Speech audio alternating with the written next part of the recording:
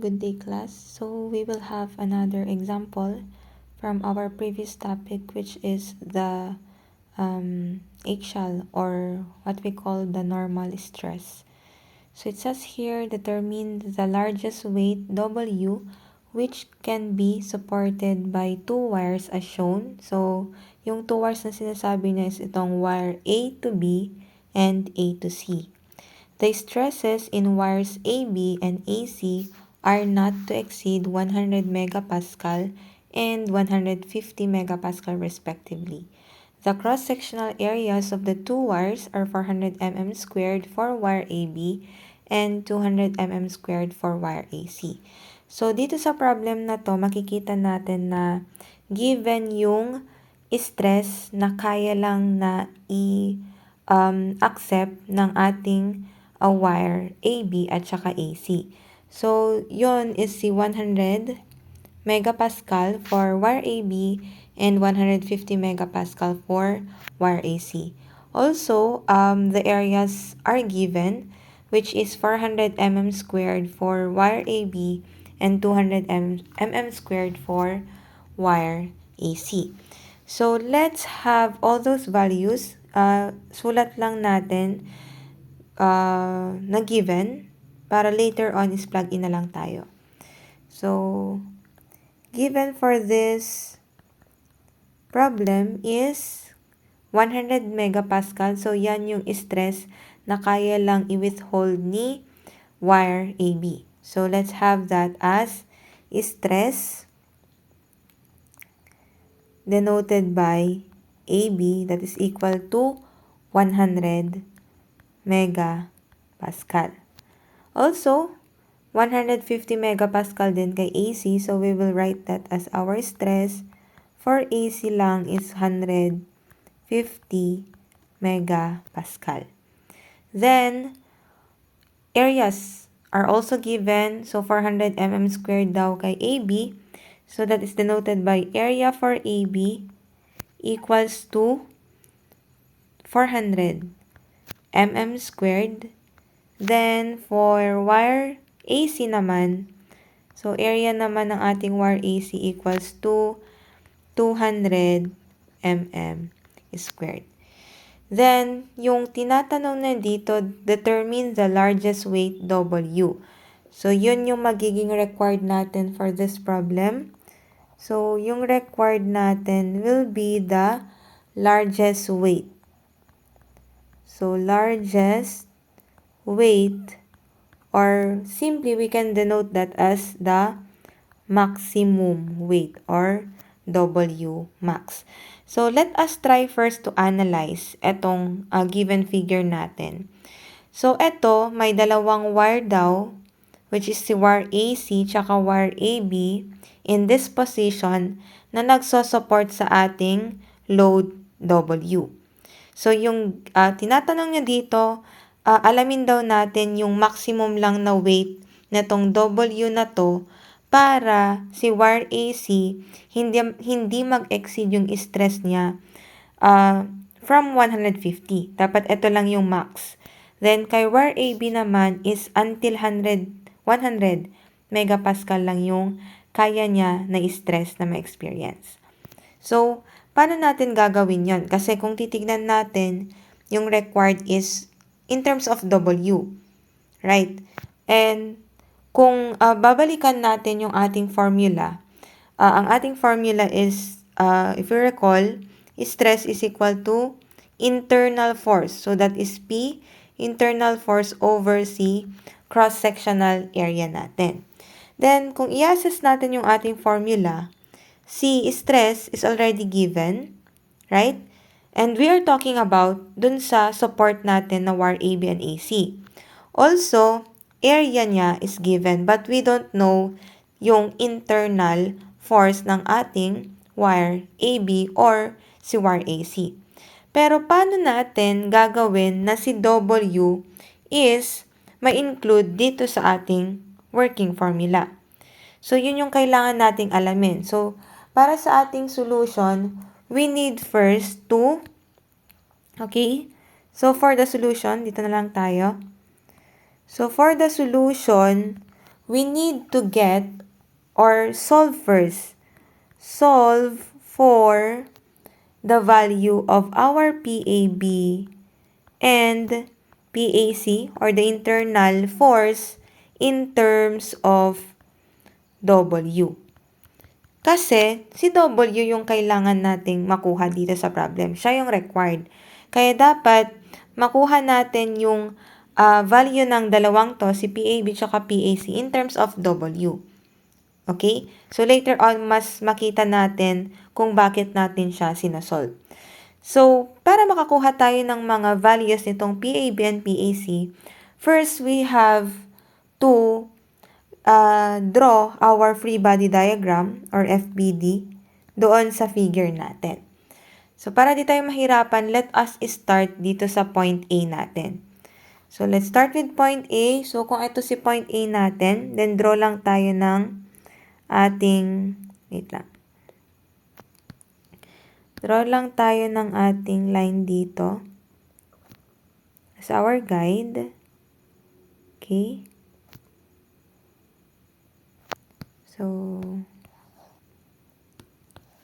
So guide lang natin to. So, say this is our point A. No? So, say ito yung point A natin. So, ito siya. Wait, mali pala. So, say ito si point A. Okay? So, say yan. Yan si point A. Then, si weight natin, ito. So, may weight tayo dito. So, due to gravitational force, so, ito yung magiging weight natin. Tama? So, pababa siya. Question ko, ano naman yung magiging direction ng ating wire AB, then wire AC? Diba, as per definition na kapag sinabi natin internal force, which is yun yung gagamitin natin later on, yung internal force is nakre-create siya kapag kinat natin yung ating cross-sectional area.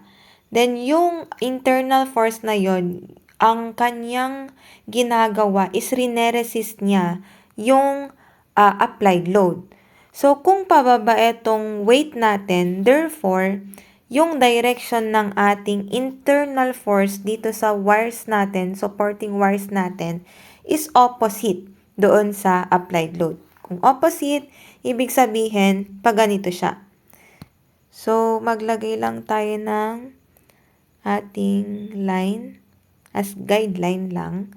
So, yung angle na na-create ng ating wire AB is 30. So, sundan lang natin yan. So, let's assume na ito yung 30 degrees. So, mga ganyan. Okay? Kung yan yung 30 degrees natin, again, ulitin ko lang na yung tawag doon, yung internal force is nakre-create siya to resist yung ating weight or applied load. So, ibig sabihin kung pababa ito is pag ganito siya, yung direction ng ating internal force. So, ito is yung wire AB natin. So, this will be our PAB. Okay? Then, same true dun sa kabilang support, si wire AC natin. So, dapat ire-resist niya yung applied load. So, opposite yung magiging direction niya. So, yung magiging direction, 45 degrees. So, assume natin na mga ganyan. So, ito naman, denote natin as PAC, creating an angle of, ilan na yon? 45 degrees. So, at this point, naka-create na tayo ng ating FBD. Then, syempre, paano tayo makakakuha ng PAB and PAC in terms of W? So, syempre, we need an equation. Okay? So, from our previous lesson, we can, utilize yung ating summation of forces along X, along Y, or we can also have moments. But at this free body diagram, makikita lang natin is forces along Y, etong W, and dito naman sa dalawa is may magiging x component and y component. Yan. Para di tayo mahirapan, maglagay lang tayo. Kung yun yung si PAC, ito naman yung magiging PACX or the x component ng ating PAC. Then, ito naman yung magiging y component niya. Kasi yun yung kailangan natin. So, we can call this as our PACY naman. Same is true dito sa kabila. So, since pa ganun yung direction, bale si PABX natin or yung x component ng ating PAB. So, pa ganyan na siya. So, PABX. Then, ito naman now, yung y component ng ating PAB. We call that or denote that as our PABY. So, since kompleto na tayo dyan, we can now have, unahin na natin siguro yung x component. So, kung makikita natin yung x component lang is si PAC and then PACX and then PABX. So, let's have, para makakreate tayo ng equation, let's have summation of forces along x. So, yung sign convention natin, positive to the right. So, that is equal to 0. So, kunin lang natin lahat ng x component. So, sabi ko nga kanina, siya si PACX. So, since to the right siya, pa-right siya, that will be positive. So, PACX, positive. Then, si PABX naman is pa-left, therefore, minus. So, minus PABX. So, kung wala na tayong makitang x component, then we can now equate that to 0. So, ano ba yung value ng ating PACX or the x component of our PAC and PABX? So, kung titignan natin itong ating triangle na nabuo, so, kung ito siya, red draw ko lang yung itong side na to. So, kung ito siya, may 45 degree angle tayo dyan. Then, this is our PACY. And this one is PACX. Then, this is si PAC. So, kukuha tayo ng value ng ating x component na dapat si internal force yung ma-include. So, kung titingnan natin yung relationship ng angle natin dun sa dalawang side ng ating triangle, right triangle, si PACX is adjacent ng ating degree angle and then hypotenuse. So, kung adjacent hypotenuse, kukunin natin si cosine. Tama? Si K dun sa sokatuwa natin. So, meaning cosine 45 degrees is equal to adjacent. So, si adjacent side is si PACX. Then, all over sa hypotenuse is PAC. From that, by cross multiplication, makakakuha tayo ng PACX is equal to PAC then cosine 45. So, ito na yung isa-substitute natin dito. Okay? So, PACX, dun sa nakuha natin now, lagay natin dito. So, PAC cosine 45 degrees. Same true naman dito kasi yung relationship lang naman ng ating angle sa PABX is adjacent pa din and hypotenuse naman sa PAB. So, magiging ano naman to? Value niyan is PAB naman and then cosine pa din. Yung angle niya is 30 degrees. So, equate that to 0. So, again, yung equation natin, it's either PAB or PAC in terms of W. So, dito siguro, transpose ko na lang to para maging positive. Therefore, si PAC, cosine 45, so transposing this one to the other side of the equation, magiging equals to positive na. PAB cosine 30 degrees. Then, we get value of PAC in terms of PAB muna. So, is equal to dividing both sides of the equation by cosine 45. So, magiging PAB. So, cosine 30 degrees all over cosine 45 degrees. Okay, so getting the values of this one in decimal na lang. So, we agreed na 4 decimal places yung kukunin. So if you calculate that one, PAC now is equal to, the value of this one is 1.2247. Then multiplied by PAB. So dito, stick muna tayo dito. We equate muna yan as our equation 1. Okay? So di pa tayo nakakakuha ha ng ating goal na kailangan tayo makakuha ng PAB and PAC in terms of W. So, since nakakuha na tayo ng summation of forces along X, utilize naman natin yung summation of forces along Y. Since dito sa FBD natin, may nakikita tayong forces na along Y-axis. Okay? So, gawin din natin yon. So, ganito siguro para makita. So, summation of forces along Y being positive upward equals to 0. So, dito sa FBD, focus tayo. Ano yung mga forces na along Y-axis? So, isa is ito, yung Y component ng PAC. So, pataas siya. Pataas yung direction, therefore, positive. So, PACY. Also, PABY is pataas, so positive din. PABY. So, meron pa, which is W. So, pababa siya, meaning negative.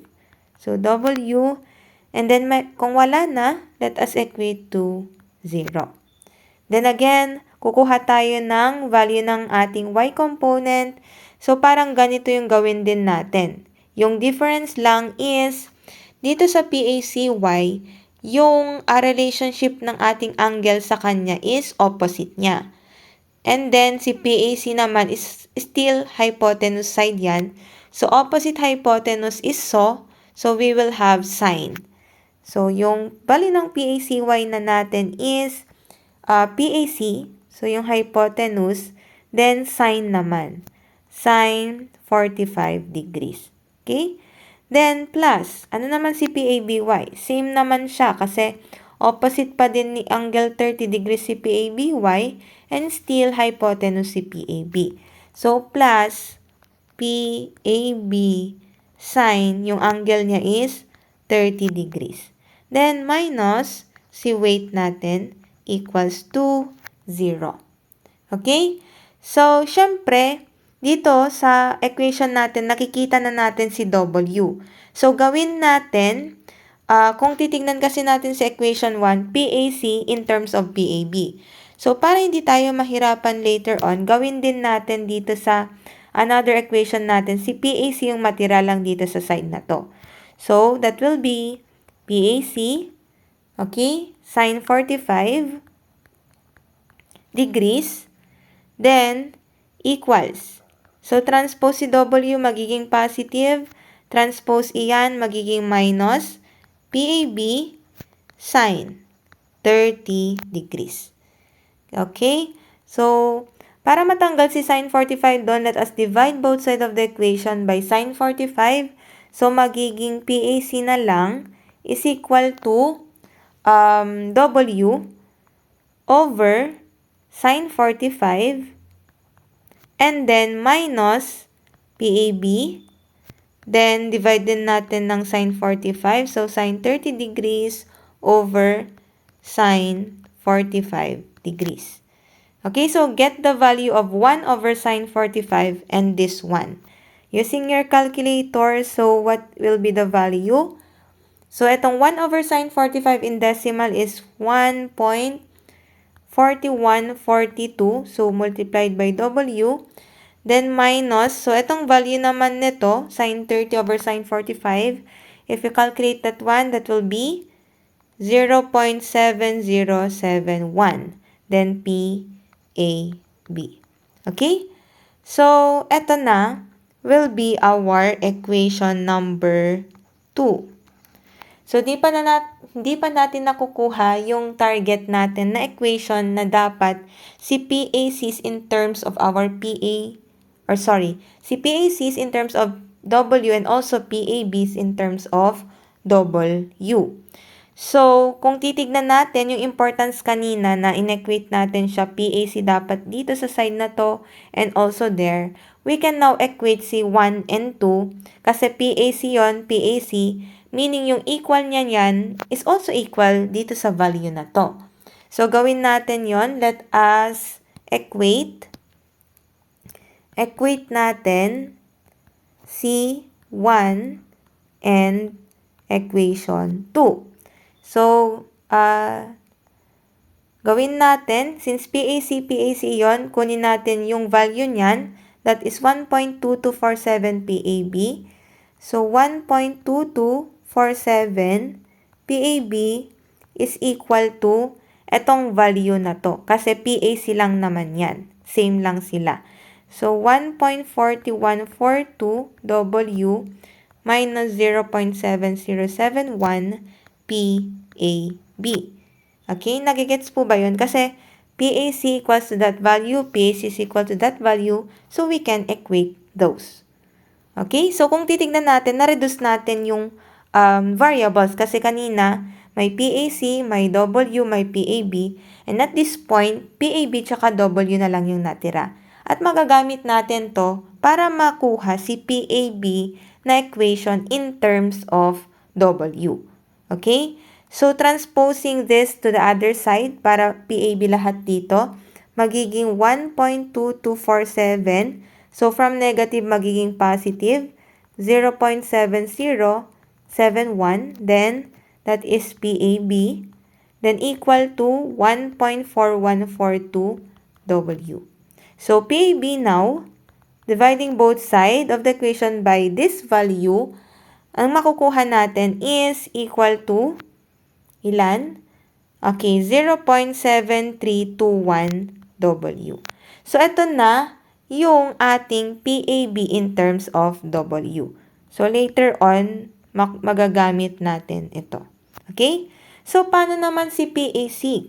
Kailangan din natin yon, si PAC in terms of W. So, gawin natin, since may value na tayo si PAB na in terms of W, substitute natin. So, let us substitute PAB. So, yung nakuha nating value ng ating PAB doon sa equation 1 natin. So, ano ulit yung equation 1 natin? This one. So, PAC is equal to 1.2247 PAB. So, ito sa equation 1. Substitute lang natin yung nakuha natin na to dito. So, equals now to 1.2247.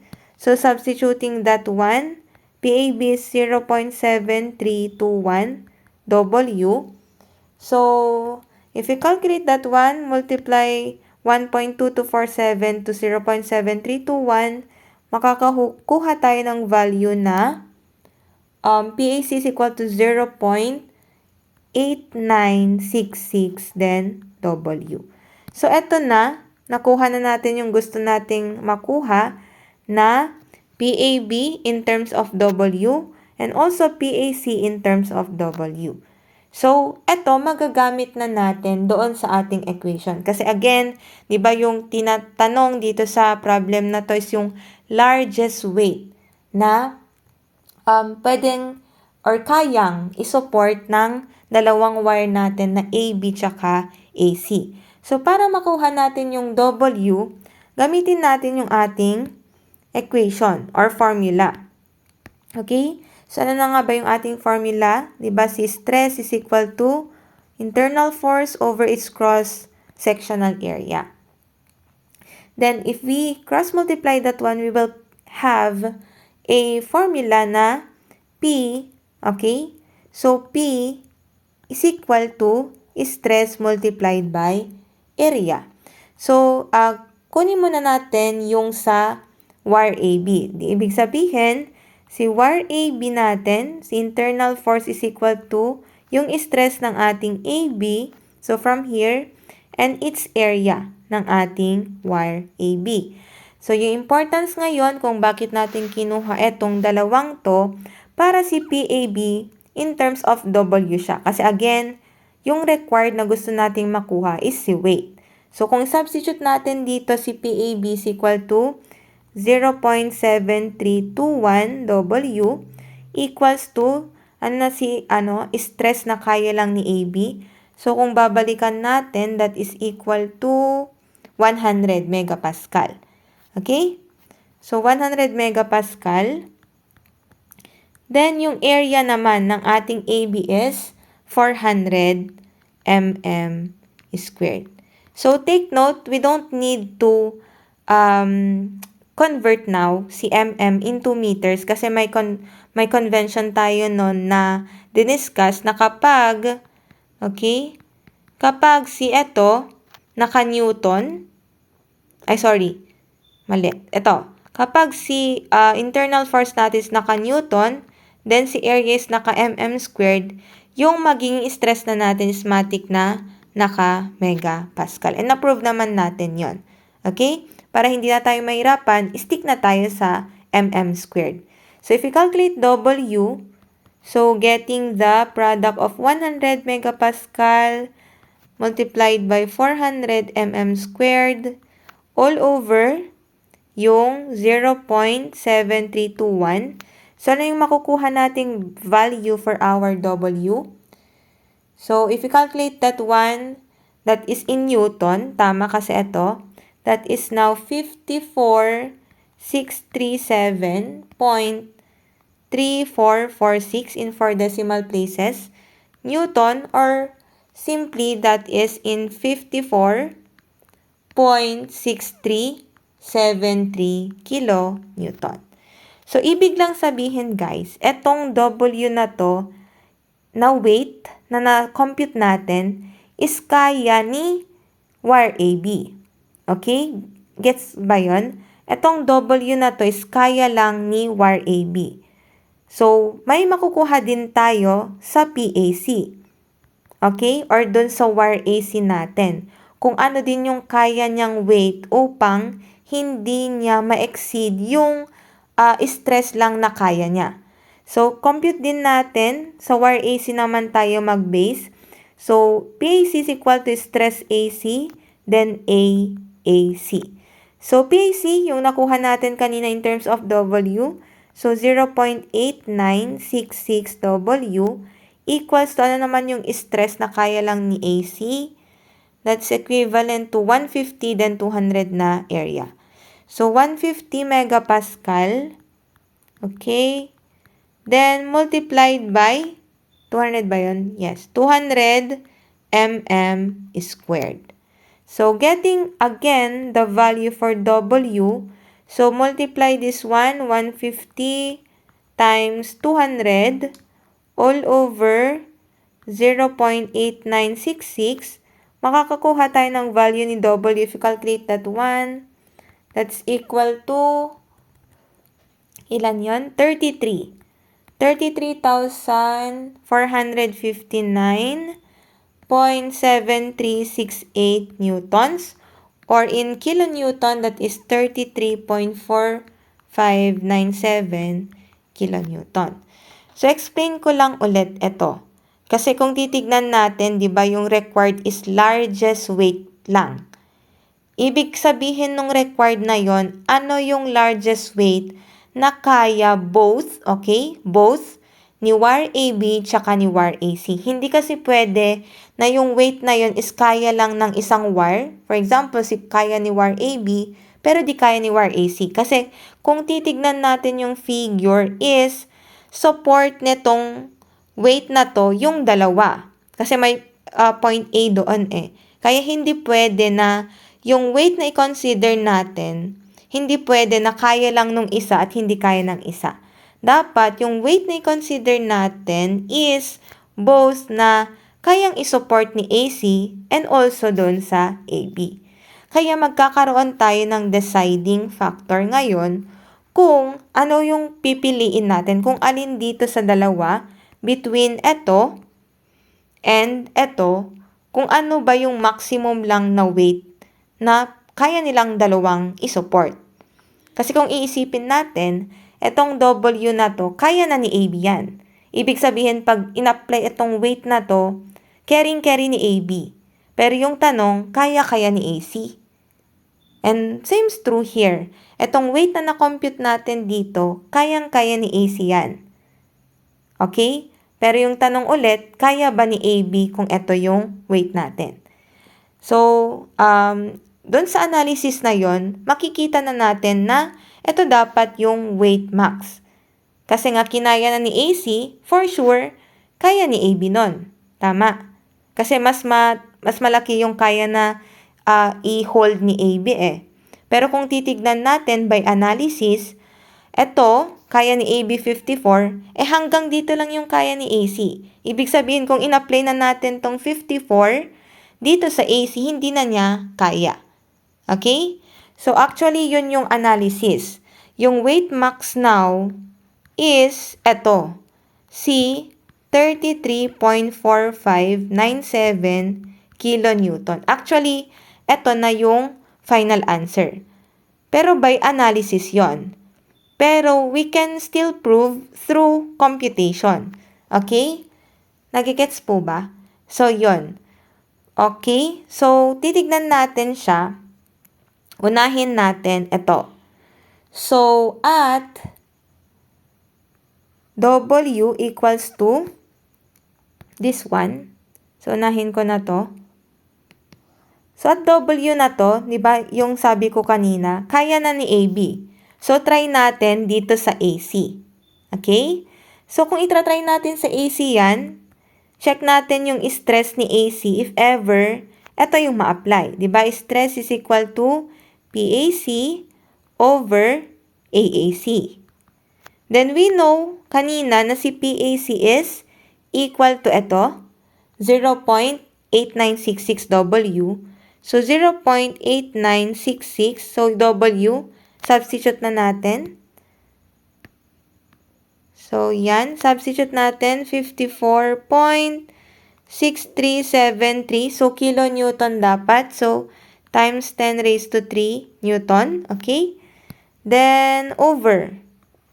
Yung area naman ni AC is ito, 200. 200 mm squared. So, Newton mm squared, therefore, megapascal. So, calculating this one, what will be the value? Or ano yung stress na ma-experience ni AC? So, that is 245 megapascal. At kung iisipin natin, etong 245 megapascal, kung ito na yung na-experience ni AC, support AC natin, kapag ito yung in-apply, ibig sabihin, mas malaki siya compared dun sa sinabi sa problem kanina na kaya niya lang na i-withhold or i-carry na stress, which is 150 megapascal. So, anong ibig sabihin nun? Kapag ito, mag-fail na siya. Tama? Mag-fail na yung ating support. Kasi nga, kaya nga ni AB, etong 54, pero di kaya ni AC kasi nag-exceed siya dun sa kaya niyang stress. Okay? Then, prove din natin na at W equals ito naman, okay? This one. Kung ito naman yung i-consider natin among the two weights na na-compute natin, so ganun din, again, ito is kaya na ni AC ko. So, dito sa computation natin, itry natin sa AB. So, AB is equal to PAB over AAB. Okay? So, ano na ulit si PAB? That is 0.7321 multiplied by weight. So, gamitin natin to. Okay? That is 33.4597 times 10 raised to 3. So, dapat naka-Newton iyan. Then, all over, so area is 400. So, 400 mm squared. So, Newton over mm squared is megapascal. So, compute this one. Ano na yung magiging value? So, if you compute this one, that is now equal to 61.2 megapascal. Ibig sabihin, itong 61, kung i-compare natin, yung AB is kaya niya hanggang 100. So, si 61 is mas konti kay 100. Ibig sabihin, kaya pa niya. So, conclusion, eto na. Yung weight max na kayang i-carry ng ating support AB tsaka support AC, both is 33.4597. Kasi nakita na natin na kapag ito na-apply dito, kaya ni wire AC, and trinay natin dito sa AB, kinaya niya kasi ito lang yung ma-experience niyang stress which is lesser dun sa kaya niya. Okay? So, ito na po yung ating magiging final answer. So, W max equals 33.4597 kilonewton. Okay? So, that's for example 2. Excuse me. Then, we still have another one. So, another example number 3. So, sabi dyan, for the thrust shown, determine the stress in members AC and BD. So, yung tinutukoy niya is ito. Si wire AC, member AC, then member BD. Then, the cross-sectional area of each member is given, which is 900 mm squared. Okay? So, as usual, let us have the given from this problem. So, yung given is area, which is 900 mm squared. So, area siya ng lahat ng member. So, it's either member AC, CE, DF, FE. So, lahat ng member na yan, yung area niya is 900. So, para di tayo mahirapan, so set na lang natin na A since pare-parehas lang naman sila. Okay? So, A equals to 900 mm squared. Okay? Then, yung required naman dito, sa problem na to is, sabi dyan, determine the stress in members. So, there's specific na kukunin natin. So, stress daw ni member AC, so denote natin yan as stress AC, and isa pa is stress naman ni member BD. So, stress BD. So, yan yung required for this given problem. Okay? So, paano natin to gagawin? And take note na may support tayo dito. So, itong support na to is si roller support. Okay? So, may roller support tayo dyan. Then, dito naman is si pin support. And sabi dyan, 4 panels at 4 meter, which is equal to 16 meters. So, every member dyan, AC, CE, EG, and GH is 4 meters lahat yung length niyan. Okay? So, let's have to analyze first yung internal reaction forces ng ating support. So, dito, again, sinabi natin kanina, this one is the roller support. Kasi dun sa figure niyan. So, roller support to. Okay. Then, this one naman is si pin support. Okay. So, this one is si pin support. Alright. So, okay. So, una, i-identify natin yung magiging reaction forces ng ating support. So, kapag roller is, meron lang siyang isang reaction force, and that is along Y. So, denote natin as, since that is point A, that is AY. So, that is for roller support ha. Take note. Kapag roller support, isa yung reaction force niya along Y. Again, dun sa direction is pwede tayong mag-assume. Then, dito naman sa pin support, kapag pin support naman, may dalawa tayong reaction forces. That is along X and along Y. So, since at point H yan, so we can denote this as HX, then Y-axis, so HY. Since na-identify na natin yung mga reaction forces, unang-una muna natin gagawin is we need to solve those values. Para later on, kapag kailangan natin yon, may mahugot tayo na value nun. Okay? So, yun yung gagawin natin. Let us solve for the reaction forces. Reaction forces. So, ano na nga po ulit iyon? So, those are AY, HY, and HX. Okay? So, unahin natin si HX since siya yung X component. So, kung i-analyze natin yan, ano nga ba yung mga reaction forces natin? Si AY, HY. Then, we also have applied load. So, 70 kilonewton which is along y-axis and 30 kilonewton along y-axis. So, si HX, mag-isa lang siya na along x-axis. So, therefore, we can say that that is equal to 0. Okay? Kasi wala namang iba tayong nakikita na along x-axis.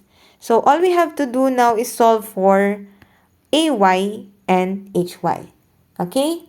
So, again, we can utilize. So, para nga makakuha tayo ng values, is we need, syempre, an equation.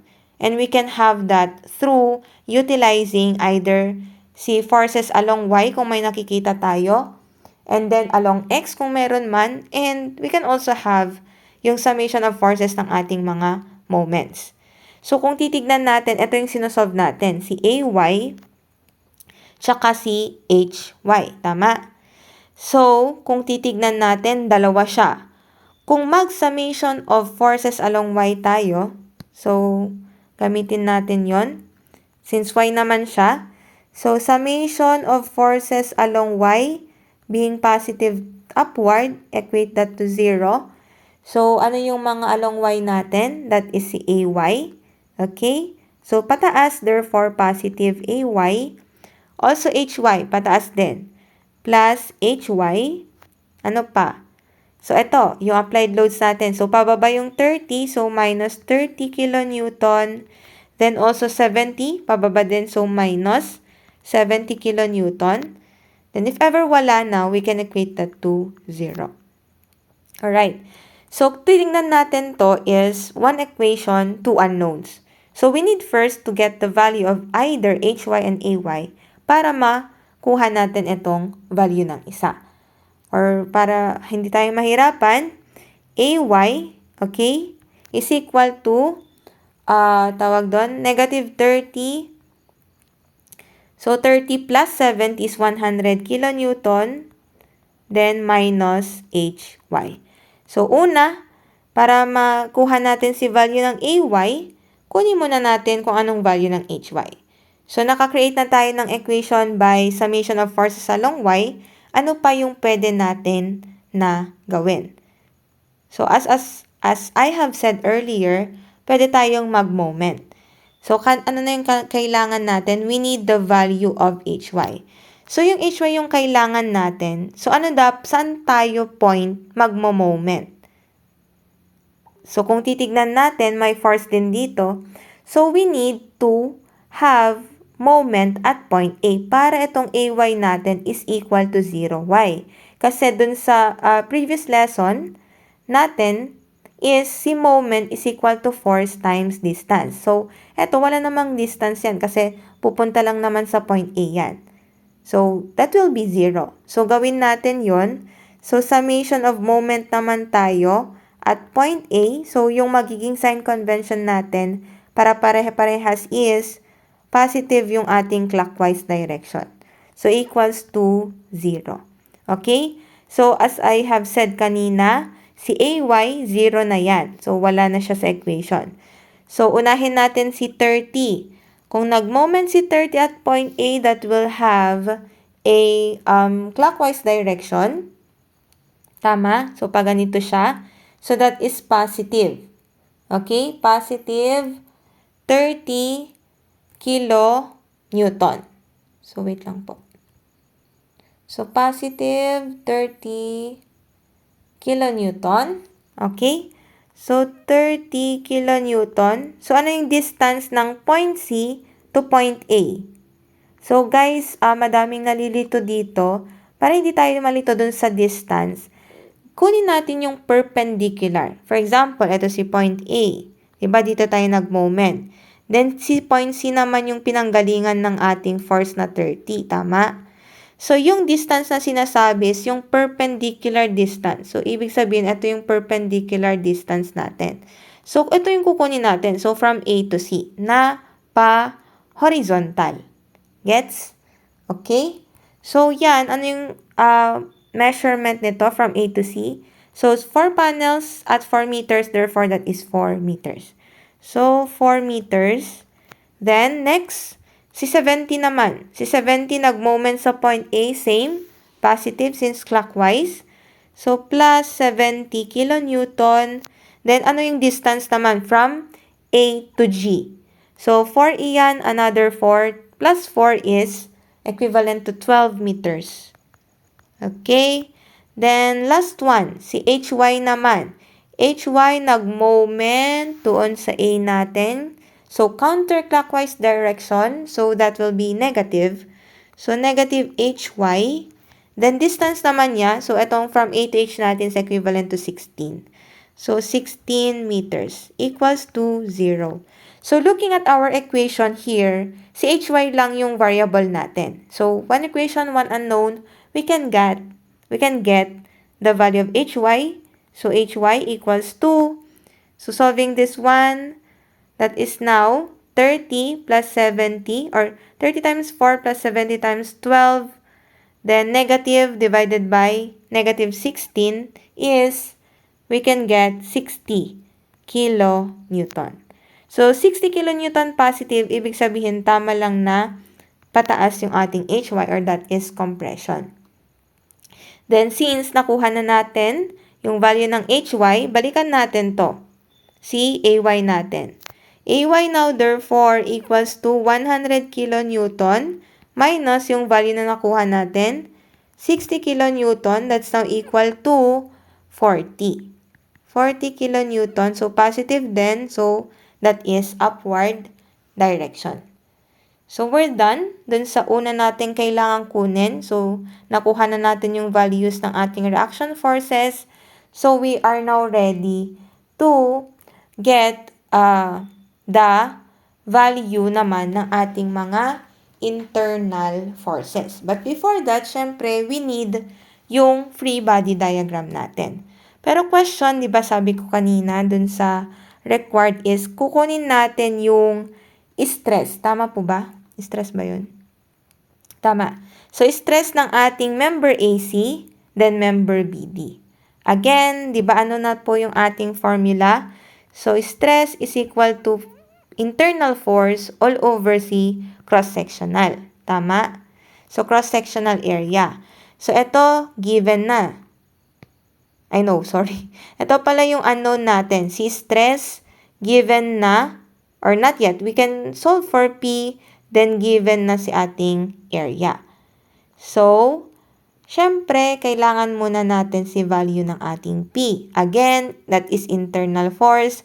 And makakakuha tayo ng internal force kapag nag-cut tayo. Or tayo ng imaginary cut doon sa member na kailangan natin ng makompute yung kanyang stress, or doon sa member na we need yung internal force na na-create. So, since AC, so dito tayo magka-cut. So, if we have this as ating cutting section, so para di tayo mahirapan, let's denote this as our section 1-1. Sorry, 1-1. Since dadaanan niya tong member AC, dito magkakaroon ng internal forces. And even dito. Basta dun sa part na nakat yung ating member. And para naman sa isa, which is need din nating makompute yung stress sa ating member BD, we will also have cutting section here. So, we will denote this as our section 2-2. Okay? So, if that's the case, unahin na natin si FBD ng ating section 1-1. So, that will be, so let's have FBD. So, i-edit ko lang to guys. So, FBD. So, FBD at section 1-1. Okay. So, para di tayo mahirapan, unahin na natin yung ating cutting section. So, kung ito yung ating cutting section, diba, dun sa previous lesson natin is either from, diba, tawag doon, dito sa point na to. Imagine natin na it's either ganitong direction tayo magtanggal or it's either etong direction. Okay? So, syempre, dito na tayo sa mas maliit para konti na lang yung i-consider natin na FBD. So, ibig sabihin itong portion na to. Kumbaga ito. So, itong portion na to yung kukunin natin. Okay? So, lagay natin dito. So, kung ito si point A natin, so, lagay lang tayo dito. So, since FBD naman, so, not necessarily na i-draw pa natin yung support. Then, pag ganun siya, tama? Ibig sabihin, dito yung nag-cut tayo. So, hanggang dyan siya. Then, this one naman. So, ito yung sinasabi ko ng area na kukunin natin. Then, para lang tayo, hindi tayo mahirapan, we can also extend that one. Pero, kung titignan nyo, it's broken lines. Para still ma-emphasize yung area na pagkukunan natin ng internal force. Ito kasi importance lang to, guys, is if ever na moment tayo, may point tayo na matitignan pa din. So, yun is si B and si C natin. Okay? Pero still, etong solid line is, ito yung pag-recreatean natin ng internal force. Diba? Kung nag-cut tayo dyan, makre-create ang ating internal force. So, ito yung isa, dito, then dito. Dun sa points na sinabi ko kanina. Okay? So, since ito si AB, member AB, we can denote this as our P, internal force AB. And this one naman sa member AC, ito na yung need natin, si PAC. Kasi, again, ano na yung tinatanong dito? Si stress ng ating member AC. And stress is equal to internal force over dun sa area which is given naman. So, dito sa FBD, yung target natin is si PAC. And aside from that, we can have AY here, yung reaction force ng AY. So, isasama natin siya. Kasi, itong solid line yung kinonsider natin. So, this is AY. I don't need to put 30 here kasi, again, broken lines yan. Gagamitin lang natin siya if ever magmo-moment tayo. Pero this one yung need lang natin. Clear? Okay. So, since meron na tayong ganyan, FBD, so ito na po yung gagamitin natin. Again, gusto ko lang ulitin na si PAC yung gusto nating makuha dito. Yung value ng ating PAC. Kasi yun yung gagamitin natin dun sa unknown na stress ng ating member AC. Okay? So, since may FBD na tayo, yung goal natin is let us solve for PAC. Okay. And for us to solve PAC, syempre, kailangan natin ng equation. So, ano ba yung direction or anong component ba si PAC? So, x, di ba? Along x-axis siya. So, syempre, gagawin natin is summation of forces along x para masama yung ating gustong makuha. So, being positive to the right, okay, so equals to 0. So, that is now, kunin lahat natin ng x component or along x. So, that is PAC. So, PAC, okay. Then, ano pa? So, this PAB, may x and y component ulit yan. So, chassis. So, ito. So, may dalawang component ulit yan. So, PABY, then PABX. So, we need to consider si PABX for the summation of forces along x. So, since pa-right siya, wag natin kakalimutan yung direction, pa-right. So, plus. Okay? PABX equals to 0. Since wala na y naman to, then y iyon. Question, ano yung magiging value ng ating x component? Diba dun sa previous is may angle tayo, pero dito wala. Tama. Pero we can have the triangle. Kasi, titignan natin dito, we know that this length is 3 meters. So, we can have that as 3 meters. So, ito, 3 meters yan. So, 3. Then also, kung titignan natin, etong C to A, di ba that is 4 meters? So, kukunin din natin yan. So, 4 meters. Okay? So, 4 iyan. So, kung 3 iyan, then nakakreate tayo ng 90 degrees dun. So, kung 3 and 4 yan, we can have, so, square root of 3 squared plus 4 squared. So, that is 5. Okay? So, getting the hypotenuse, that is equivalent to 5. So, ano ulit yung ating value ng PABX? Diba, dun sa ating previous example, na si PABX is equal to PAB, since, tawag doon, x component that is cosine, assume na lang natin ang angle theta. Then, ito yung value ng ating PABX. Tama? Yun yung kinukuha natin. So, magiging PAB, kung titignan natin, ano yung value ng ating cosine theta? Cosine theta is ka from our SOHCAHTOA. So, adjacent. So, refer tayo dito sa ating triangle. Adjacent, so ito yung magiging angle, tama? Adjacent is 4, then hypotenuse h is 5. So, PABX, therefore, is equal to PAB, cosine theta is equivalent to 4 over 5. Kasi adjacent hypotenuse. So, substitute na natin siya. Magiging PAC. So, i-transpose ko na sa other side of the equation. So, magiging equals to, ano si PABX? So, negative na. Negative 4 over 5 PAB. So, kung titignan natin, we cannot yet get the value of our PAC kasi nga, di pa natin alam kung ano yung value ng ating PAB. So, kumbaga dependent si PAC sa value ng ating PAB. So, let's have that as our equation 1 muna. Okay? So, equation 1.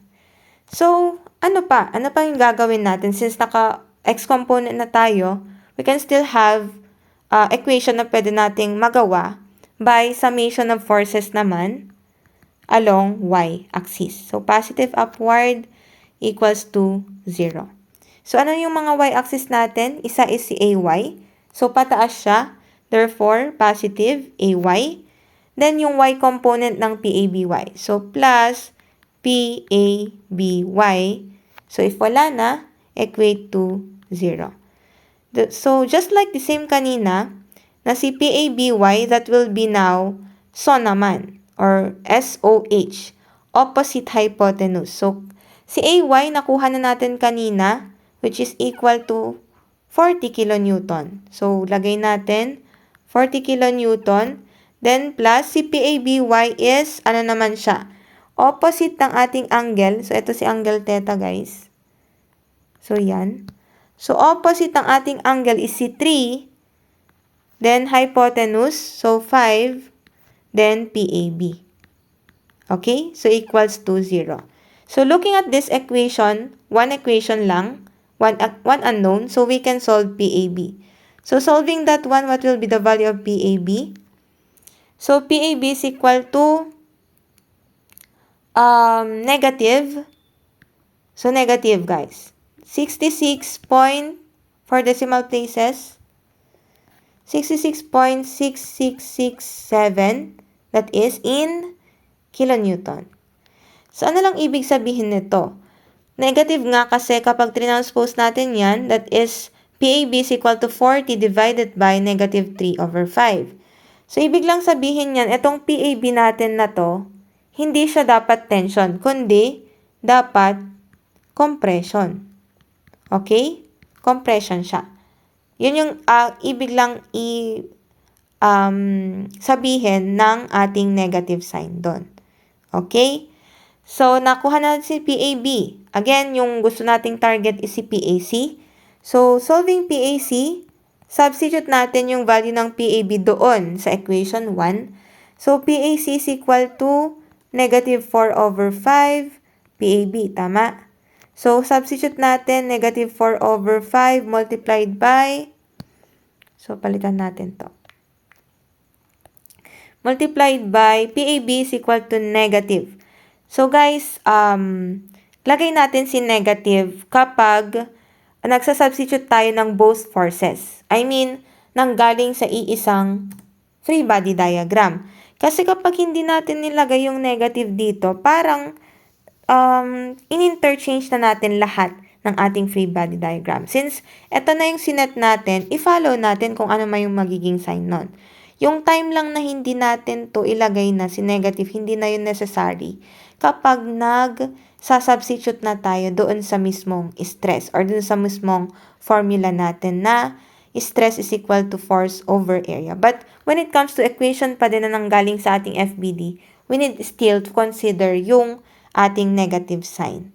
Okay? So, negative 66.6667 kilonewton. So, PAC, if we compute that one, that will now be equal to what value?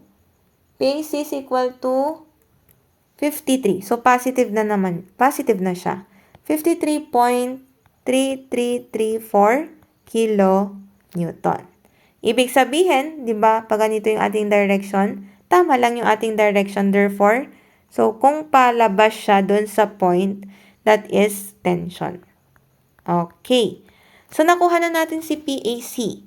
So, ano na yung pwede nating makuha dun sa required? Kung babalikan natin, required si stress ng ating member AC. So, from our formula, our stress AC therefore equals to PAC all over area ng ating AC. So, assess natin. Ito yung unknown ang gusto nating makuha. Identified na natin yan. And also, this one is given. So, we can now get the value. So, equals to PAC. So, substitute natin yon 53.3334. Make sure na naka-Newton. So, times 10 raised to 3 Newton. All over, ano na yung area natin kanina? That is 900. 900, so mm squared. So, okay na to. Newton tsaka mm squared. Yung makukuha natin is dapat naka megapascal. So, computing that one, what will be the value of our stress AC? So, for decimal places, that is now 59.2593. So, ito na yung isang unknown sa ating problem. Okay? But we still have one. So, yan si member AC. How about si member BD? So, nagkaroon na tayo kanina ng cutting section dito. So, all we have to do is let's create another FBD considering naman this section. Guys, pag nag-create tayo ng FBD, one section at a time. Kumbaga, kapag ito yung kinonsider mo, dito ka lang mag-focus. So, kung ito naman, dito ka lang din mag-focus. So, dito sa point 2 natin, so, ibig sabihin dito siya makakat. So, tatlo dito, tsaka dyan. Tatlo yung member na makakat niya. Ibig sabihin, it's either itong buo na yan, yung kukunin natin, or eto, pag ganito naman. Okay? So, just like kanina, yung ginawa natin dito. So, since nag-start na tayo dito, sa part na to, eto na lang din yung kunin natin. Okay? So, gawin natin yon. So, medyo mahirap siya kasi hindi nyo makita ito dun sa ating FBD. Pero pakisundan na lang yung sinend ko na PDF for our lecture para makuha nyo yung ating pag-draw ng FBD. Okay? So, gawin natin yon. FBD naman at point 22. Okay. So, point 22. So, start tayo sa section 22. So, say this is our section 22. Okay. Kung yan si section 22, so ito, start ako dito ha. Ito yung kukunin ko ito. So, yung portion na to, itong buo na yan. Okay? So, kung titignan natin, dito tayo nag-cut. So, ito si BD, tama? So, ito yung B natin. Then, pa-A siya. So, pakisundan na lang dun sa ating lecture. Wait lang, guys. So, ito. This is point B. This is point A. Then, C. Then, papunta doon. So, ito si C. Nakikita ba? Then, ito. Mag-create lang ulit ako ng broken lines. So, this one is papunta siya sa E. Okay? So, ito naman si E. Then, ito naman, papunta sa B. Kasi sa gitna siya ng member BD, tama?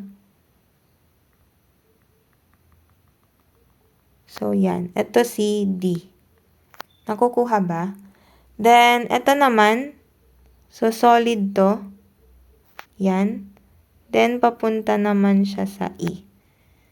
So, nakuha?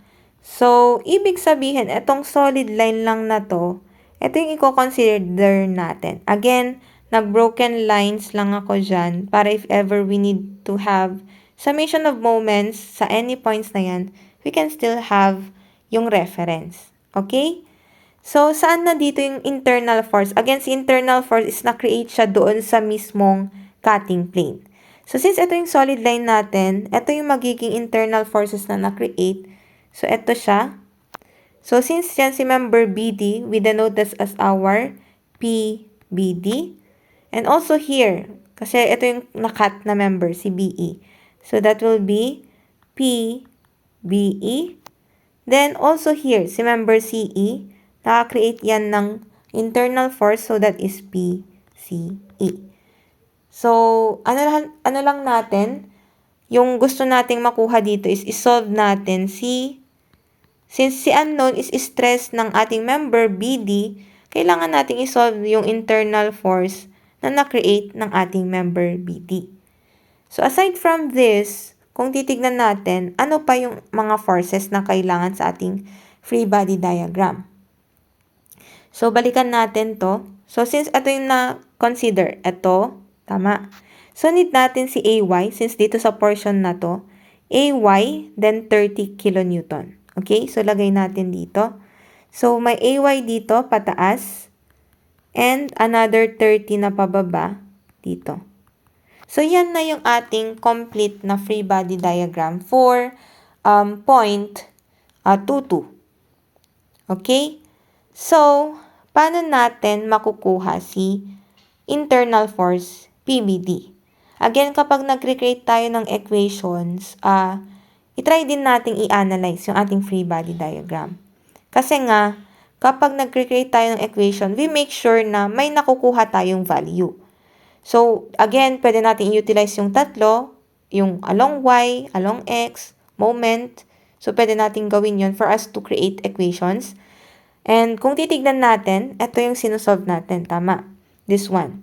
We need to solve that one. And kung titignan natin, dalawa itong di natin malaman. Si PBE and then PCE. Then, 3 variables yan.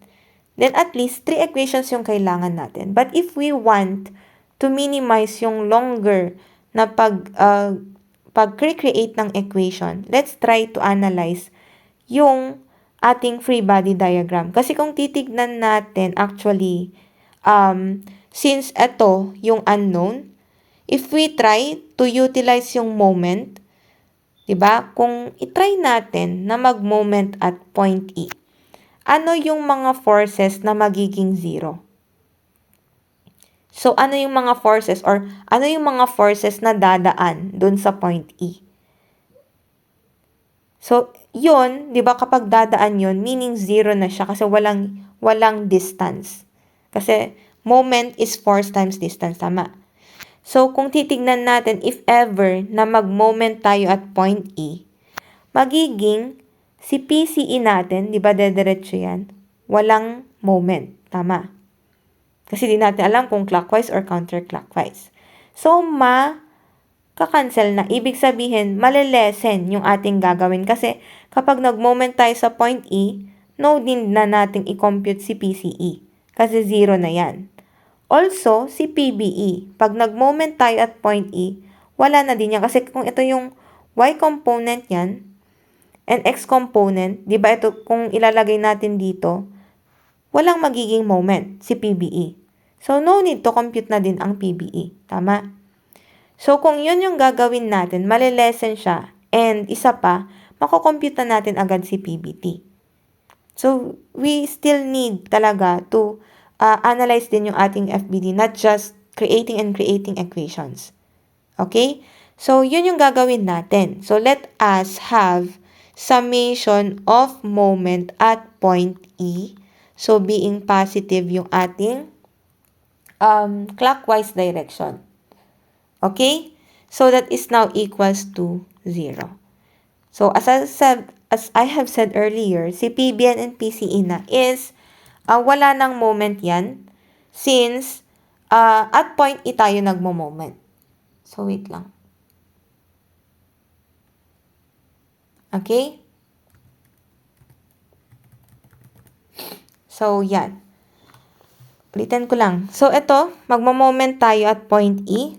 So, ibig sabihin, yung may mga moments lang na forces are si PBD, 30 kN and AY. So, unahin natin si AY. So, si AY is at point E, that will be positive. So, that is positive AY. So, force. Moment. Take note, moment tong kinukuha natin. So, force lang pa lang yan. Then, what is the distance from A to E? So, yung distance from A to E, kung titignan natin, since 4 meters per panel or per member dito, so AC, CE, so 4 plus 4 is 8. So, that is 8 meters. 8 meters. Then, next, 30 naman, si 30 kilonewton. 30 kilonewton at point E, magmo-moment yan. Since counterclockwise, that is negative. So, negative 30 kilonewton. Then, what is the distance from C to E? So, yung ano natin kanina, yung distance niya is 4 meters. So, that is now 4 meters. Then, for the last force na may moment at point E, si PBD. So, PBD, moment at point E, so clockwise direction, so positive. PBD, then distance naman ng PBD or B to E. So, di ba yung sabi ko kanina na yun yung perpendicular distance. So, if we extend that one, yung distance from B to E is meron. Kasi kung titignan natin sa figure, from B to E, or kung dito man in-extend lang natin yan, dito hanggang dito is equivalent to 3 meters. So, wag malito doon sa distance. Make sure na yun yung perpendicular distance natin. So, 3 meters. So, if ever wala na, since 0 naman yung PB and PCE, equate na natin siya. Alright? So, yun yung sinasabi ko kanina kasi kung titignan na natin itong equation natin, isang equation, isang unknown na lang. So, getting the value of PBD, that will be equal to, if we calculate that one, ilan? Negative pa din. So, negative 66.6667, so kilo Newton.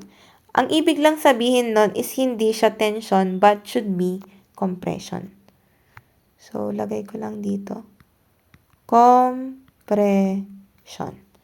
So, we already have the value of our PBD. Then, we are now ready to solve for the stress experienced by our member BD. So, PBD is equal to, stress BD is equal to PBD and over ABD. So, substituting yung mga nakuha natin. So, PBD is, yan na. Diba yung sabi ko kanina, kukuha na tayo ng stress. So, wala nang bearing yung ating negative sign doon. So, 66.6667 times 10 raised to 3 newtons over same area, 900 pa din, 900 mm squared. So, yung magiging answer na natin dito is in megapascal.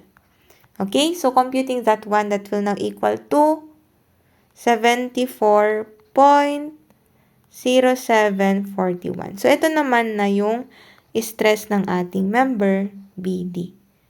So, this one are the two required sa ating example. Okay?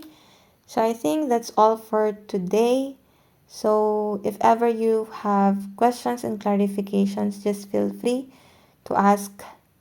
Even dun sa GC natin, pwedeng-pwede, and you can approach me if ever may hindi tayong maintindihan. And please review for your LE1 this coming Thursday. So, thank you for your time. Bye.